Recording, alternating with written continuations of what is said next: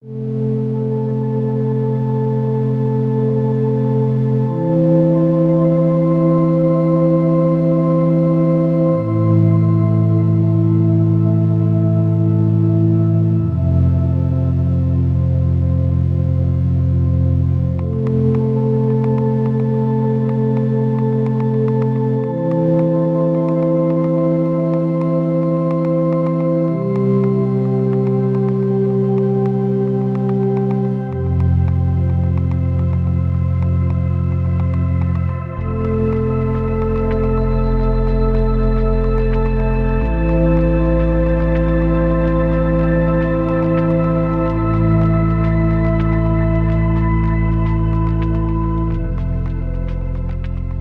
they're still making that statement, folks. But we've been to the moon, haven't we? Doesn't the Starship Enterprise have ever been to the moon? And gosh, hasn't man been there before? Or I'm just, playing with you a little bit. Because Gene Roddenberry had a handle on the mysteries. A big handle, as a matter of fact. Let me continue here with NASA mooned America. And boy, did they ever. I'm looking at a full color photograph here in this book. It says, here on Earth, our fluorescent atmosphere shields us from the direct rays of the sun and scatters photons in every direction. And the word fluorescent is not used lightly.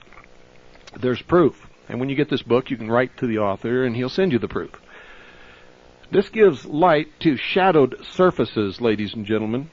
If you walk around in the daylight in this atmosphere on the Earth, you'll see that even in shadow, even in deep shadow, you can see. Because of the photons scattered in the atmosphere, reflecting off of the particles of the atmosphere. And the atmosphere is slightly fluorescent. Now on the moon, these effects do not exist. They claim there is no atmosphere, so how can there be photons scattered by bouncing off particles of air in the atmosphere? There isn't one, according to NASA. According to the photographs, however, there definitely is. Also, if there's no atmosphere, there can be no fluorescence. But in the photographs, every one of them, ladies and gentlemen, even in the deepest shadows, even in places where there could not possibly even be any reflectance from anything, not even the moon's surface, you can clearly see detail. And that is absolutely 100% impossible. You see in space, on the side of any object that the sun is shining, you have brilliant light. It hurts your eyes, in fact. On the other side, where there is no sunlight hitting the object, you cannot see anything. It is absolutely total darkness. You see, in order for light, which travels in a straight line, to hit the opposite side away from the sun of any object in space, there must be something for that light to hit and bounce off of and be reflected back into the darkness. I am looking at the side that the sun is not hitting and in a position where the light hitting the lunar surface cannot possibly reflect into. And I can clearly see complete detail and even read the letters on the lander. It's impossible. It cannot happen. Yet here it is, and NASA wants us to believe that somehow on the moon light rays do not behave as the laws of physics say that they should. Now I'm looking at another picture, and this is three men who just returned from being the first men to walk on the moon. This is the Apollo 11 crew. They've just returned to Earth. And they're talking to President Nixon from quarantine. They're looking out through this window. And folks, I got to tell you, the look on their faces is a terrible look. It's as if they're ashamed. It's like they're guilty of something. It's like they feel bad because they're being congratulated about something that they didn't do. And then on the opposite page, ladies and gentlemen, there's an unbelievable picture. Allegedly, as NASA would have us believe, taken from the Apollo 11 command capsule.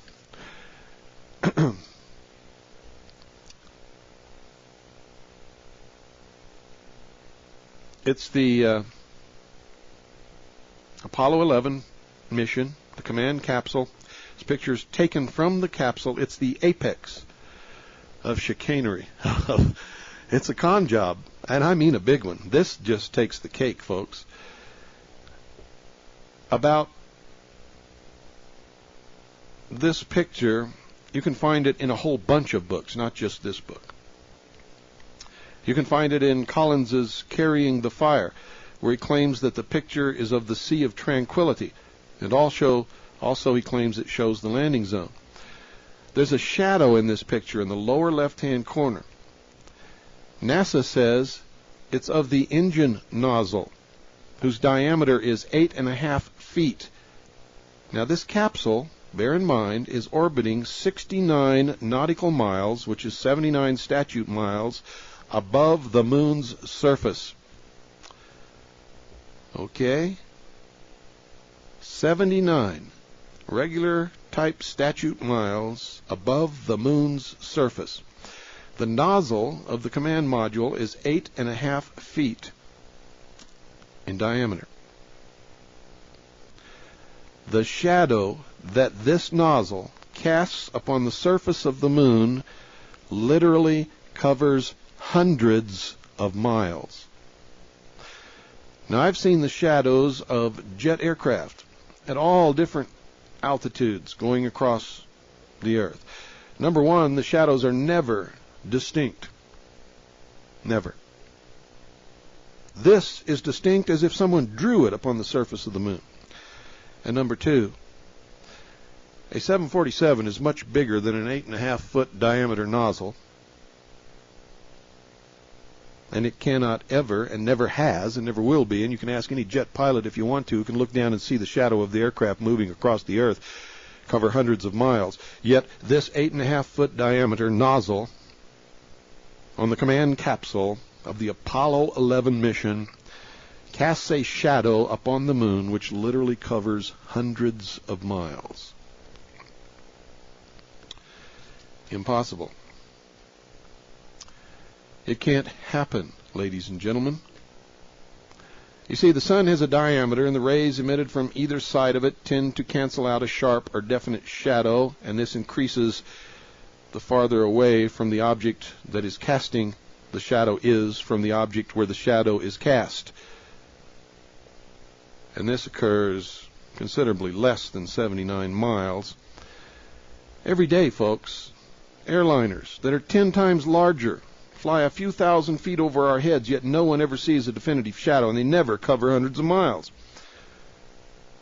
But last night, I described to you an astronaut who cast no shadow at all, and here's an engine nozzle that casts a shadow over 79 miles away, covering hundreds of miles of the lunar surface, and the shadow is perfectly distinct, as if someone etched it into the surface.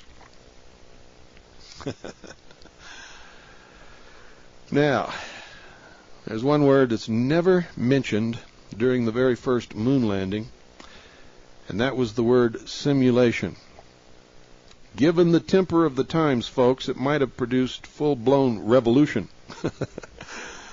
The simulation story is relatively recent and probably a direct response by NASA apologists to Bill Keesing's original detective work. Why would NASA need to have used any simulated film if they really landed on the moon? You see, at that time, they told us that what we were watching was really being sent to us from the moon. And now that we've exposed them for what they are, they're telling us that the film was simulated film. And by the way, I'm a photographer. Can anybody explain to me what simulated film is? I know you can film a simulated event, but I never heard of simulated film. But that's what they're doing. They're backtracking. They're trying to cover their tracks, and they can't. Too much has been exposed. And I got to tell you, folks, I was one of the very first ones, and I'm pretty proud of that. They laughed at me back then, and they scoffed, and pretty much made life miserable for us for a long time. But all the turkeys are coming home to roost. And by the way, I got to tell you something. In a conversation on the phone with our Oklahoma station chief, she said Pat Briley was going to be on Tom Valentine tonight. So I listened to that segment of Tom Valentine, and I must send my warmest congratulations to Pat Briley, who is right on target. It's what I've been telling you since the bombing occurred. He is just now discovering it, but he is discovering it, and he's being honest about it. And the purpose of it, everything, is exactly what we uncovered from day one and have been telling you all along. Pat Briley, you have my warmest congratulations, and I'm very proud of you, and I'm very happy that you're doing the work that you're doing, and that you're not towing the party line, and that you are telling the truth, and that you are discovering right on the money what really happened there. I was going to say that at the beginning of this broadcast, folks, but I forgot about it because it's Annie's birthday, so I had to get that in there. Sorry for the interruption, but I wanted to do that. I know how hard it is to do this kind of work, so when you do it well and you deserve it, you get congratulations and recognition from me. Anybody, I don't care who they are. Why would NASA need to have used any simulated film if they really landed on the moon? Looking back at it now, folks, we can see that every single photo was of a simulated event. But back then, we believed that it was the distance that screwed up the coverage. There had to be some reason, because we knew NASA had the finest equipment. Yet here we're looking at the most screwed up television pictures in the world, and they shouldn't have been. It's a straight shot from here to the moon. The pictures were too dark one second and too bright the next. Even a single picture might show one astronaut blazing with light. Excuse me, I had to turn the pot off so I could sneeze. Blazing with light, while his buddy 10 feet away, and also in the unfiltered sunlight, would be troll black. That's impossible. If they were both in the sunlight, they both should have been equally lit. These kinds of lighting scenarios only occur in studios where you have selective lighting. Apparently they didn't hire very good studio photographers and they didn't explain to them what it's really supposed to look like in space. Most of the pictures resembled those of night scenes on a grade Z science fiction flick where the chesty girl whose bodice has been ripped by the aliens keeps disappearing into the gloom just before you can get a good look. The blurry white ghosts and the black trolls were busy doing boring things while speaking NASA-ese at each other. Quote, "Did you put up the poop ding on Rammus? No, the Claverick has exceeded port 19. End quote. Back then we thought all that was legitimate space talk. But was it? The astronauts were alternately hiding under the shadow of that ungainly and exceedingly ugly limb and then popping out into the sunlight to gambol around. They were blinding white one second and dark the next, but not one picture was ever crisp. It was as if a blurry eraser had been applied. It was as if you took a wet finger to a charcoal drawing. The lousy pictures, folks, were intentional. Indeed, it was imperative so that no one could critically examine those first pictures when our critical facilities were at their peak. You see, if we were going to critically examine anything, that was the time we were going to do it.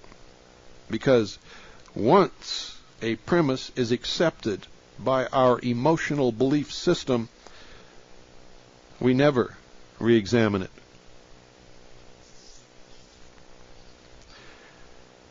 Now, it was years before the author of this book suspected NASA of fraud and thought to re-examine the pictures. It was many, many years before I did.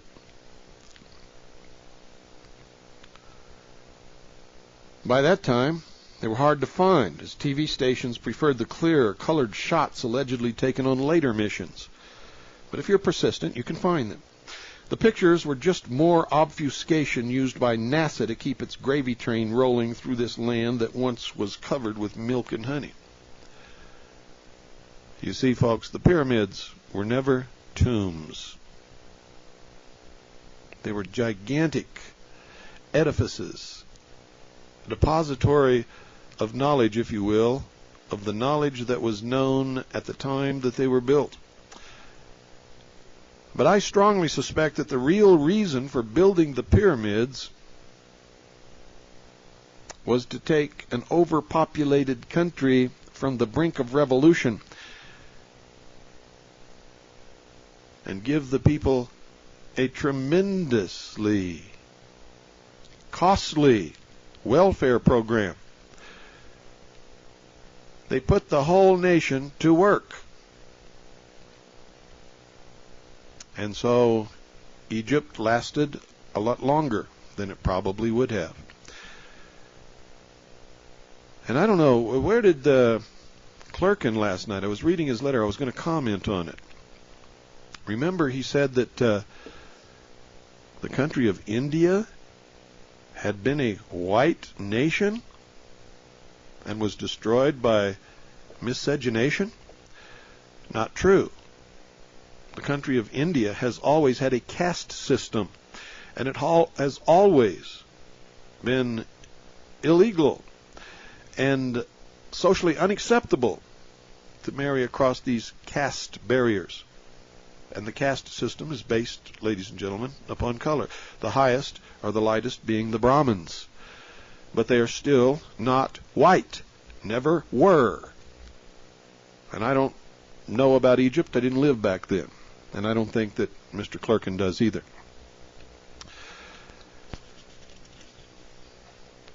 But basically that's what NASA was. A place in which to dump tremendous amounts of money to take the attention of the nation away from other things and focus the unity of the people upon the space program. Now let's get back to the subject at hand. Much of this blurring in these video productions was specifically induced by NASA's insistence that the TV networks had to record directly from a huge TV screen in the operations room. In other words, they were not allowed to plug into the direct feed. They had to photograph what they showed the American people off of a TV screen. Technically impractical, technically foolish, technically there was no reason for it whatsoever. Would have been an easy task to plug into the direct feed. So they had to take a picture of a poorly magnified picture.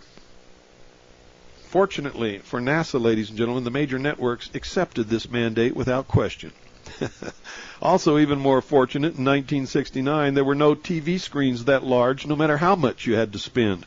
If you wanted a bigger screen, you bought an optical system that strapped onto a standard set and used mirrors and lenses to magnify the picture. The price paid was clarity. First, there was a more than proportional loss in brilliance of the screen, and second, the picture was composed of giant grains with the inevitable result of dim, blurry pictures. Now, within 72 hours after the splashdown of the Apollo 11, Bantam Books, in conjunction with the New York Times, had the presses running on John Noble Wilford's, quote, "We Reached the Moon," end quote. On the inside front cover is one of those blurry pictures that show Neil Armstrong's foot about to hit the moon.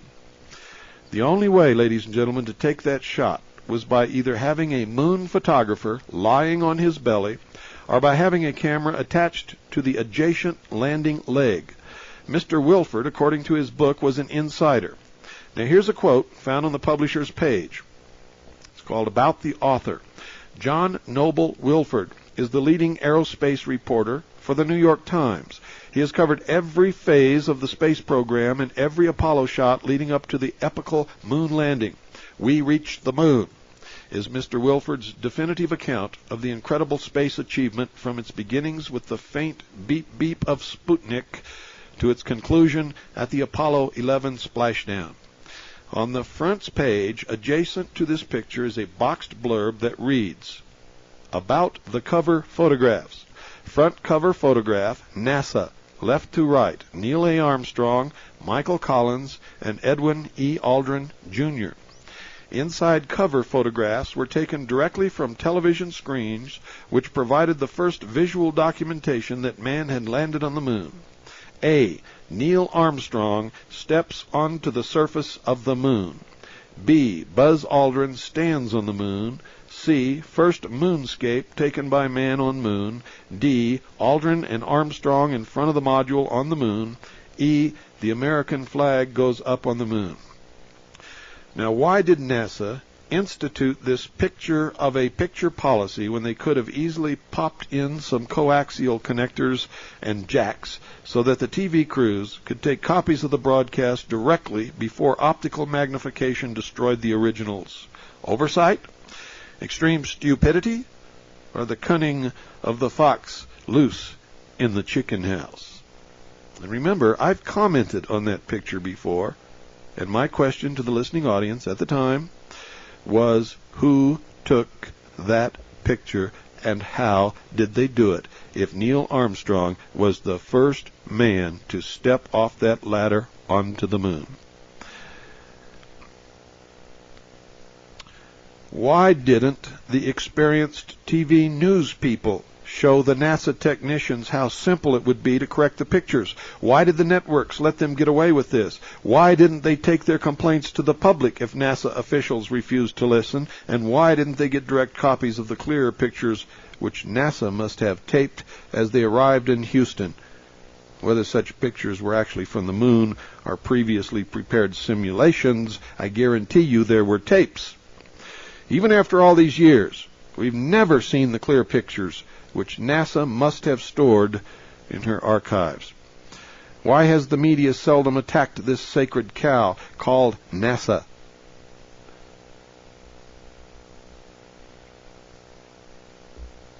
Everybody thought it was live.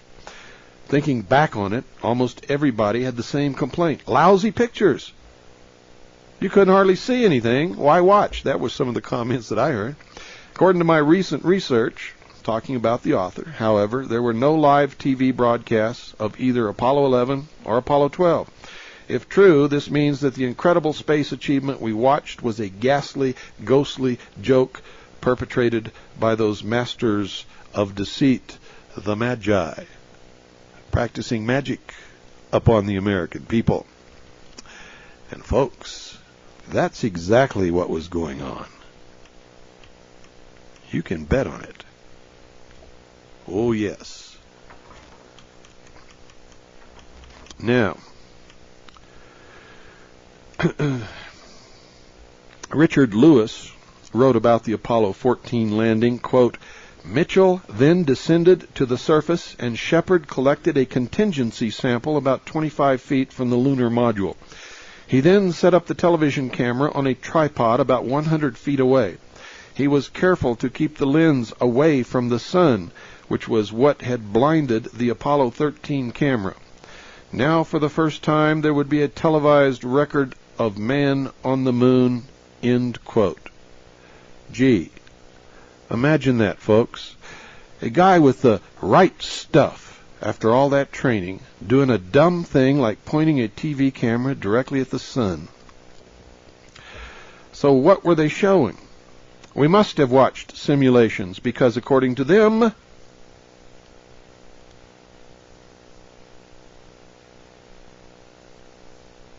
the Apollo 12 camera had been blinded. Not only did we not realize that at the time, no one else I know did either. Did you? But we were only outsiders, only American citizens, and for the most part, at that time, I was a sheeple. The bigger fools seemed to be the professionals, like Mr. Wilford, the New York Times, and the TV journalists. They fell for it hook, line, and sinker. But don't be too hard on them. So did the rest of us. To add insult to injury, the later pictures were still bad. Richard Lewis, writing about the Apollo 14 television, says, Quote, in the television pictures that came to Earth from 238,000 miles away, the explorers looked like bulky white ghosts against a black sky, cavorting about a strange landscape of dunes and craters. End quote. Sounds the same as the first pictures that the astronauts didn't take during the Apollo 11 and Apollo 12 missions. In Footprints on the Moon, the authors have this to say about Armstrong as he descended the lander's ladder. Quote, suddenly he was standing on the porch of Eagle, beginning tentative steps down the 9 rungs of the ladder. On the way, he pulled a lanyard, releasing an equipment shelf and a television camera. End quote. Why do I get the feeling that NASA will always tell whatever lie is handy? This is government newspeak at its peak. George Orwell would have been proud. When is the first picture? The first picture. The only pictures that NASA didn't dare fake and eliminated entirely, ladies and gentlemen, were pictures of the stars and planets. This was because NASA realized that millions of astronomy buffs around the world would see these pictures, and if there were any discrepancies, the moon cat would surely claw out from NASA's bag of tricks, and the magic act would be over. The Magi would be run off the stage, tarred and feathered. NASA did build a planetarium at their secret Mercury, Nevada base and attempted to use it for faking the stars, but it did not work. A planetarium projector uses a bright lamp bulb inside a sphere that is pierced to allow dots of light to radiate up into the hemispherical dome roof of the circular building. The dome must be painted with a highly reflective paint so that the stars are visible. Unfortunately, planetariums only work in the dark. One small spotlight completely destroys the effect. How could you film the astronauts and their equipment and the blazing sunlight on the moon if you dared not light the set with arc lights? If NASA had pretended to send the astronauts into a lunar night, the problem would have been worse, since the LEM used only batteries for power, and batteries don't run spotlights very long. Leave your headlights on for a while when your car is parked, if you think I jest. And car headlights are birthday candles compared to serious spotlights. So, folks, after spending a fortune, hours, to build that planetarium, they found it was unusable. Then they were reduced to obfuscating the brilliant stars and planets of space by having the astronauts pronounce them as dim and fuzzy. Then they were forced to maintain that lie down through the years. Today, a computer using enhancement and digitized graphics could fool the world's greatest field astronomers, but this is now, and that was then. And folks, a Hasselblad, even if the stars were dim and fuzzy, would have captured them clearly in every single photograph. I want you all to call Swiss America Trading and thank them for this broadcast. 1-800-289-2646. Do it. Good night.